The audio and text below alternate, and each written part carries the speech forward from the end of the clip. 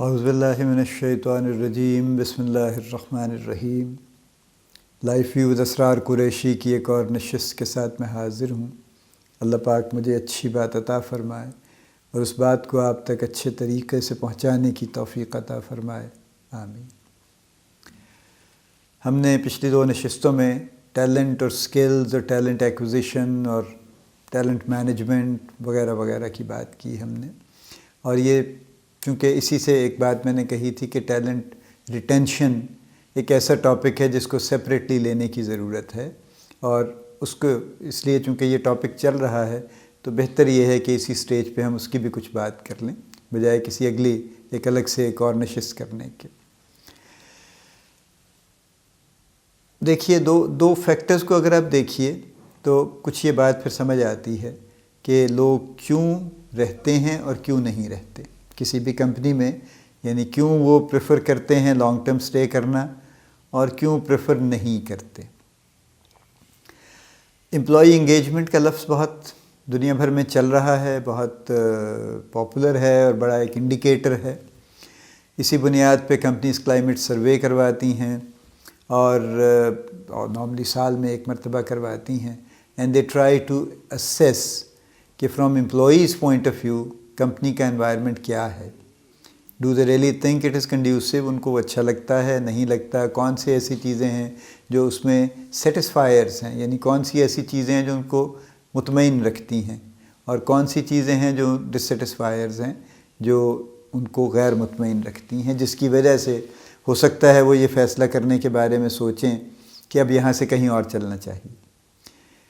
اس کی وجہ یہ ہے، دیکھیے اس بات پہ نظر رکھنے کی وجہ یہ ہے کہ ہر ہائرنگ اور ہر جو سپریشن ہے اس کی ایک بڑی کاسٹ ہے، اور آلدو ہم جیسے میں نے کہا تھا پچھلی نشست میں بھی کہ کچھ پوزیشنز پہ some how turn our market کا ایک ٹرینڈ ہو گیا ہے کہ جس میں لوگ نہیں ایک پوزیشن پہ زیادہ عرصہ رہتے، بٹ جنرلی اسپیکنگ بہرحال اس کی ایک کاسٹ ہے، کیونکہ ہائرنگ ایک پورا پروسیس ہے، اس میں ایک ایفرٹ ہے، ایک ٹائم ہے، اور شاید کچھ سچ اس کے علاوہ مانیٹری کاسٹ بھی ہو سکتی ہے اگر آپ ایڈورٹائز کر رہے ہیں وغیرہ وغیرہ، ورنہ ٹائم تو لگتا ہے، محنت لگتی ہے اس کے اندر، اس کی ایک کاسٹ ہے۔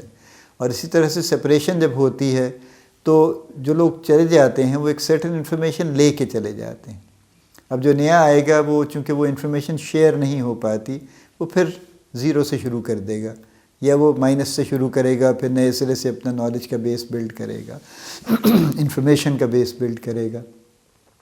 اس لحاظ سے یہ دونوں یعنی کاسٹلی چیزیں ہیں، بہت ضروری ہے اس لیے ان کو منیمل رکھنا کہ جہاں تک بھی ممکن ہو ان کو کم سے کم رکھا جائے۔ اس کے باوجود ہوگی ایک سرٹن لمٹ کے اندر رہے تو پھر یہ اس کو یوں کہہ لیجئے کہ ایکسیپٹیبل ہے، چاہے وہ جیسی بھی ہے لیکن بہرحال ایکسیپٹیبل ہے۔ سو کلائمیٹ سروے ہیں امپلائی انگیجمنٹ کے لیے کروائے جاتے ہیں، کمپنی یہ بھی کوشش کرتی ہے باقاعدہ پلان کر کے کہ وہ پریفرڈ امپلائر کے طور پہ سامنے آئے، یعنی اس کا مارکیٹ میں یہ پرسیپشن بنے کہ this company is a preferred employer, which means کہ لوگ اس کمپنی میں کام کرنا پسند کریں اور دوسری کمپنیوں کی نسبت اس کمپنی میں کام کرنا پریفر کریں۔ تو یہ بھی ایک ایفرٹ ہے جو چل رہی ہے۔ تو کیا ہے جس کی وجہ سے ایسے ہوتا ہے؟ دو تین طرح کے فیکٹرز ہیں جو دنیا بھر میں آئیڈینٹیفائی ہوئے ہیں اور انہی پہ ہم بات کر لیتے ہیں۔ جہاں تک تو امپلائی انگیجمنٹ کا تعلق ہے، اس پہ سب سے زیادہ کام گیلپ نے کیا ہے، کیونکہ انہوں نے بہت سرویز کیے ہیں اس کے اوپر، انہوں نے کویسچنر بنائے، ان کو پھر انہوں نے ریفائن کیا، ٹیسٹ کیا، اس کے بعد پھر انہوں نے بے شمار انٹرویوز کیے، یعنی thousands of interviews they conducted, بلکہ ایک سٹیج پہ couple of million interviews they did actually, جو ان کے جو بک آئی تھی جب فرسٹ بریک آل دا رولز، تو اس کے بارے میں یہ تھا، ان کے اپنا یہ تھا کہ 2 ملین انہوں نے لوگوں کے انٹرویوز کیے اس وقت، یہ سروے کیا ان کا انہوں نے۔ اس امپلائی انگیجمنٹ کی اتنی جو بڑی ایک میسو کیمپین تھی اس کو آئیڈینٹیفائی کرنے کی، اس میں certain things were very stark actually. جیسے ایک بات جو سامنے آئی وہ یہ تھی کہ امپلائیز اپنے جو رپورٹنگ مینیجرز ہیں ان کی وجہ سے یا رہتے ہیں یا چلے جاتے ہیں، یعنی اگر رپورٹنگ مینیجر کے ساتھ ان کا ریلیشن شپ ورکنگ ریلیشن شپ اچھا ہے اور وہ اس سے مطمئن ہیں تو وہ کرتے رہیں گے کام. باقی آس پاس مسائل بھی چل رہے ہوں گے تو کام کر لیں گے. ان کو کوئی اچھی آفر بھی مل جائے گی تو وہ چھوڑ کے نہیں جائیں گے. لیکن رپورٹنگ مینیجر کا بہت بڑا کنٹریبیوشن ہے. یعنی ایک فگر جو یہاں سامنے آئی وہ یہ تھی کہ 80% لوگ مینیجر جو اپنے امیڈیٹ مینیجر ہے, رپورٹنگ آفیسر ہے, یا اس کی وجہ سے سٹے کرتے ہیں یا اس کی وجہ سے چھوڑ جاتے ہیں. دس از ہیوج ایکچولی. تو سب سے زیادہ فوکس تو رپورٹنگ مینیجرز پہ ہونا چاہیے. جب ہم امپلائی ریٹینشن کی بات کرتے ہیں تو امپلائی سے زیادہ فوکس ایکچولی رپورٹنگ مینیجر پہ چاہیے کہ وہ کیا ہے, کون ہے, وہ کیا کرتا ہے. اس کی ٹریننگ اور ری ٹریننگ کی ضرورت ہے تاکہ وہ اپنے جو اس کی ٹیم ہے وہ اس کے ساتھ اچھے طریقے سے چل سکے. سو ایک تو یہ فیکٹر سامنے آیا. دوسرا فیکٹر یہ سامنے آیا کہ ایک پیئر پریشر بھی ایک چیز ہے. یعنی اگر ایک ایسی ٹیم ہے جو اچھی ویل نٹ ہے, جو آپس میں اچھی طرح سے جیل ہو چکی ہے اور جس کے لوگ ایک دوسرے کے ساتھ اٹھنا بیٹھنا, ملنا جلنا, کھانا پینا, کام کرنا پسند کرتے ہیں, so they like to be together, اور ساری ٹیم پرفارم بھی کر رہی ہے. تو اگر ایسی کسی ٹیم میں سے کسی شخص کو نکالنے کی کوئی کوشش کرے, جس کو عام لفظ میں پوچ کرنا کہتے ہیں نا, یعنی اس کو ہنٹ کرنے کی کوشش کرے کوئی دوسرا کمپیٹیٹر, وہ کہے کہ یار یہ بندے بڑا اچھا ہے, اس کو میں توڑ لوں کسی طرح سے, زیادہ پیسے دے کے, زیادہ کچھ بھی انسینٹو دے کے, تو وہ نہیں جائے گا موسٹ لائکلی. کیونکہ وہ ایک پیئر پریشر ہے اس کے اوپر کہ مجھے یہیں رہنا ہے. یعنی کوئی ایک دوسرے کو چھوڑ کے نہیں جائے گا. کہیں وہ کوئی معاہدہ سائن نہیں ہوا ہوتا ہے سچ, وہ کوئی آپس میں انہوں نے باقاعدہ حلف نہیں اٹھایا ہوتا کہ کوئی کہیں نہیں جائے گا. لیکن ایک انڈرسٹینڈنگ ایسی ہوتی ہے کہ ایک ہوتا ہے کہ نہیں یار نہیں جانا, ہم جب تک اکٹھے ہیں تو اکٹھے ہی ہیں پھر ہم. تو لہٰذا ایک دوسرا فیکٹر جو آیا وہ یہ تھا کہ پیئر پریشر ایک چیز ہے جس کی وجہ سے لوگ ریٹین ہوتے ہیں. امپلائی انگیجمنٹ کا جو کویسچنئر ہے جو گیلپ نے ڈیولپ کیا تھا, اس میں 12 سوال, اور انٹرسٹنگلی ان 12 میں سے 6 سوال ایسے ہیں 50% جو ڈیولپمنٹ اور گروتھ سے ریلیٹڈ ہے. یعنی ایک تو ہمارا پرانا سوچ ہے نا, جو اب بھی ہے, بہت ساری روایتی سوچ ہے کہ جی اگر آپ اچھے پیسے دے دیں اور اچھے بینیفٹ دے دیں تو لوگ رہ جائیں گے, کہیں نہیں جائیں گے. لیکن ہم یہ دیکھ رہے ہیں کہ اچھے پرکس اور اچھے بینیفٹس اور اچھی کمپنسیشن کے باوجود ٹرن اوور جو ہے وہ نہیں رک رہا, ٹرن اوور چل رہا ہے. تو جو چیز زیادہ افیکٹو ہے اس سروے کے مطابق وہ یہ ہے کہ اگر آپ امپلائی کو اس کی یہ فیلنگ ہے, نہ صرف فیلنگ ہے بلکہ وہ یہ دیکھ رہا ہے اور دیکھ رہی ہیں کہ ان کی ریگولر ڈیولپمنٹ پہ کام ہو رہا ہے, ان کی گروتھ پہ کام ہو رہا ہے. اور ڈیولپمنٹ سے مراد ہمیشہ سٹیٹس کی گروتھ نہیں ہوتی. ڈیولپمنٹ سے بنیادی مراد یہ ہے کہ ان کو کچھ مزید سیکھنے کو مل رہا ہے, ان کو کوئی نئے سکلز سکھائے جا رہے ہیں, ان کے ایگزسٹنگ سکلز کو ڈیولپ کیا جا رہا ہے, ان کو کچھ اور ایسی نئی چیزیں جو ایکسائٹنگ ہے وہ ان کے سامنے آ رہی ہیں اور وہ سیکھ رہے ہیں. سو ایک پارٹ یہ ہے ڈیولپمنٹ گروتھ کا. دوسرا پارٹ یہ ہے کہ جو ان کے مینیجرز ہیں وہ کس حد تک کنسرنڈ ہیں اس بارے میں کہ ان کو ڈیولپ کیا جائے, ان کو گرو کیا جائے. کیونکہ یہ ایک ایریا ہے جو some how over a period of time جس میں بڑی کمی ہو گئی ہے.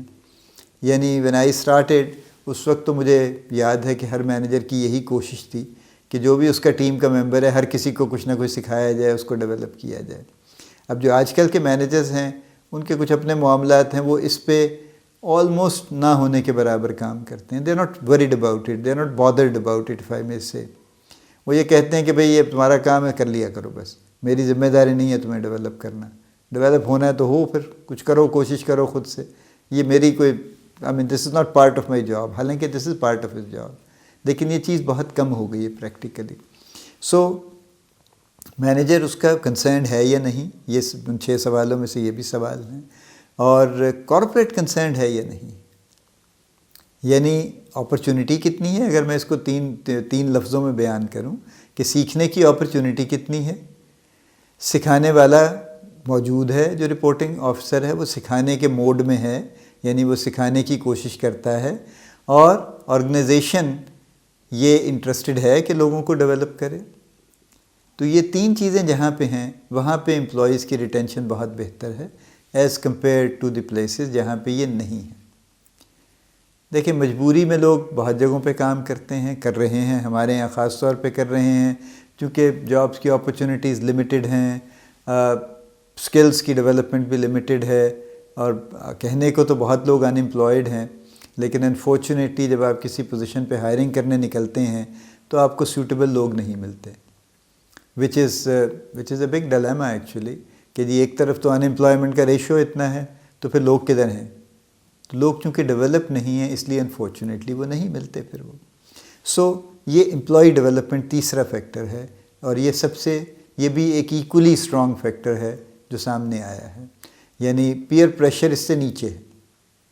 نمبر 1 رپورٹنگ آفیسر، نمبر 2 ایک گروتھ اور ڈیولپمنٹ کا ایک کلچر اور انوائرمنٹ، اور اس کی فکر اور وری اور اس کے بارے میں کوشش، اور تیسرا ہے جو پیئر پریشر سامنے آیا ہے. یہ 3 میجر فیکٹرز ہیں، اور اس کے بعد پھر 2 فیکٹرز اور ہیں جن کی میں بات کرنا چاہوں گا. ایک factor obviously compensation and perks and benefits کا ہے، جو اگر مارکیٹ کمپیٹیٹیو نہیں ہے تو ہارٹ برن ہوتا ہے، آئسولیشن میں نہیں ہوتا. یعنی اگر ایک جاب کے سارے موسٹ کمپنیز میں اگر اس کے 25,000 ملتے ہیں تو 25,000 لینے والا پریشان نہیں ہوگا، لیکن اگر اسی جاب پہ ایک کمپنی میں 25,000 ملتے ہیں، ایک میں 35,000 ملتے ہیں، ایک میں 50,000 ملتے ہیں، similar job, similar experience level, similar skill level, تو پھر ہارٹ برن ہوتا ہے. سو مارکیٹ کمپیٹیٹیو ہوں اگر، اور مارکیٹ کمپیٹیٹیو رہنے کی کوشش کریں تو پھر یہ والا فیکٹر بہت حد تک کور ہو جاتا ہے. اور جو دوسرا فیکٹر جس کی میں بات کرنا چاہتا ہوں وہ ہے جو امپلائیز کے ڈائریکٹلی ہائیجین فیکٹرز بھی جن کو کہا جاتا ہے، یا جو ان کے کنسرنز ہیں اباؤٹ دی انوائرمنٹ.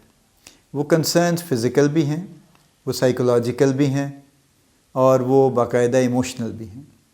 یعنی فزیکل اس طرح کے ہیں کہ اگر آپ کے پاس اٹھنے بیٹھنے کی جگہ ایسی خراب ہے کہ جہاں پہ نہ پراپر لائٹ آتی ہے، نہ یعنی جتنا لائٹ چاہیے کام کرنے کے لیے نہ وہ اویلیبل ہے، نہ کوئی میز ایسی ہے جو جس پہ کوئی کمفرٹیبلی کام کر سکیں، کرسی ٹوٹی ہوئی ہے، اس کی ٹانگ کے نیچے اینٹیں رکھی ہوئی ہیں، یا اور اس سے اگر اتنی بری صورتحال نہیں ہے تو بھی کوئی ملتی جلتی ہی صورتحال ہے، تو یہ فزیکل ڈسکمفرٹ ہے.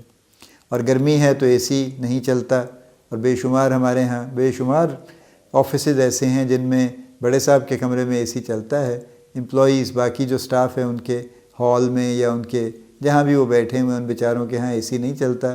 وہ سخت گرمی میں بھی پنکھے کے نیچے بیٹھتے ہیں تیز پنکھا چلا کے، اور اس سے آبویسلی ان کی گرمی دور نہیں ہوتی. یا وہ کوئی کولر وولر کو لگا دیتے ہیں جو چند دن تو بہتر دیتا ہے، جو ڈرائی سمر کے ہیں اس کے بعد وہ مزید عذاب ہو جاتا ہے. سو یہ فزیکل ڈسکمفرٹ کے فیکٹرز ہیں، یہ بھی امپورٹنٹ ہیں. اور جو دوسرا ہے جو یعنی جو رسک کے فیکٹرز ہیں، جیسے میں نے کہا کہ سائیکولوجیکل رسک ہے، تو سائیکولوجیکل رسک یہ ہے کہ جہاں پہ لوگوں کو اچھا ٹریٹ نہیں کیا جاتا، اور جہاں پہ بہت زیادہ کلاس ڈفرینس ہے، جیسے میں نے ابھی جو اگزامپل دی، یہ ایک بڑا سائیکولوجیکل ڈسکرمنیشن ہے کہ کیوں ایک ساتھ والے کمرے میں تو ایک شخص اے سی چلا کے بڑا ٹھنڈا بیٹھا ہوا ہے، اور میں باہر ہال میں بیٹھا ہوں اور میرے پاس اے سی نہیں ہے، تو یا تو اس کے پاس بھی نہ ہو میرے پاس بھی نہ ہو تو پھر آئی ایم فائن. لیکن اسے بھی کام کرنا ہے، مجھے اس سے بھی زیادہ شاید کام کرنا ہے، تو مجھے بھی کچھ ریکوائرمنٹ ہے. تو سائیکولوجیکلی یہ ڈسکرمنیشن دن بدن ایک جو ہے نا وہ ایک اس طرح کی کیفیت پیدا کرتی ہے جس میں لوگ کڑتے رہتے ہیں، اور یا ان کی پرفارمنس خراب ہوتی رہتی ہے اگر وہ کہیں نہیں جا سکتے، یا وہ فرسٹ اویلیبل اپرچونٹی پہ چلے جاتے.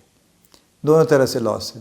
اگر وہ بیٹھے ہوئے ہیں اور کام نہیں کر رہے اور اتنا نہیں کر رہے اور اس کوالٹی کا نہیں کر رہے تو بھی خرابی ہے، اور اگر وہ چلے جاتے ہیں تو بھی خرابی ہے. تیسرا پارٹ ہے ایموشنل جو رسک ہیں. ایموشنل فیکٹرز وہ ہیں جہاں پہ باقاعدہ ہراسمنٹ ہے. یہ ہراسمنٹ خواتین کی بھی ہے، نیچر میں فرق ہے، یہ مردوں کی بھی ہے. یعنی جس کارپوریٹ میں باقاعدہ کھلے عام گالیاں دی جاتی ہیں اور باقاعدہ یعنی اس طرح کی انوائرمنٹ ہے، وہ ایک ایموشنل ٹراما ہے، اس سے کوئی لوگ عادی نہیں ہو جاتے.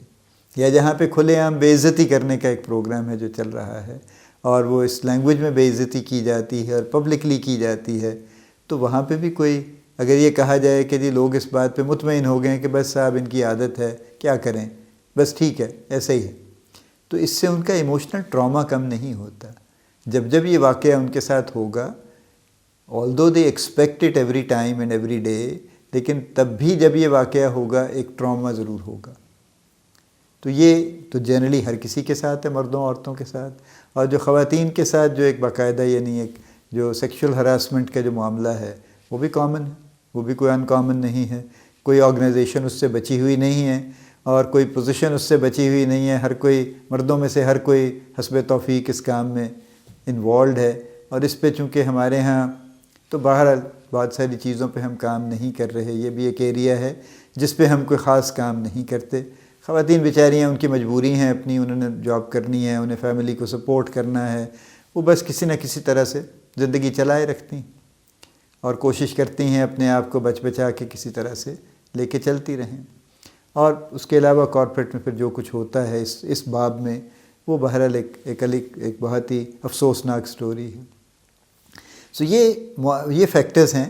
ایک سم اپ میں کر دوں کہ امپلائی انگیجمنٹ کچھ فیکٹرز وہ ہیں، یعنی امپلائی انگیجمنٹ کا جہاں تک معاملہ ہے اس میں جو رپورٹنگ آفیسرز ہیں ان کا بہت بڑا رول ہے. گروتھ اور ڈیولپمنٹ کا بہت بڑا رول ہے. پیئر پریشر کا بھی ایک رول ہے.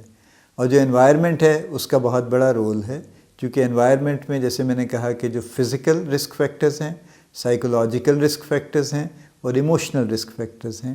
یہ ایسی چیزیں ہیں جو امپلائیز کو یا خوش رکھتی ہیں یا ان کو ناخوش رکھتی ہیں.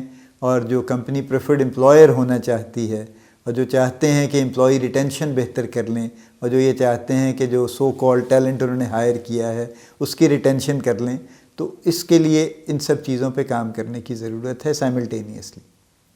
It is not a kind of thing کہ اچھا اس سال ہم اس پہ کریں گے اور اگلے سال اس پہ کریں گے. ان پہ سب پہ سائملٹینیسلی کام کرنے کی ضرورت ہے. تو لیٹس ٹرائی جس پوزیشن پہ جہاں آپ کو جو کر سکتے ہیں اس کو ضرور کیجیے ان چیزوں کو بہتر کرنے کے لیے. اللہ پاک آپ کو بڑی کامیابیاں عطا فرمائے. اللہ پاک آپ کا حامی و ناصر ہو، ہم سب کا حامی و ناصر ہو. آمین.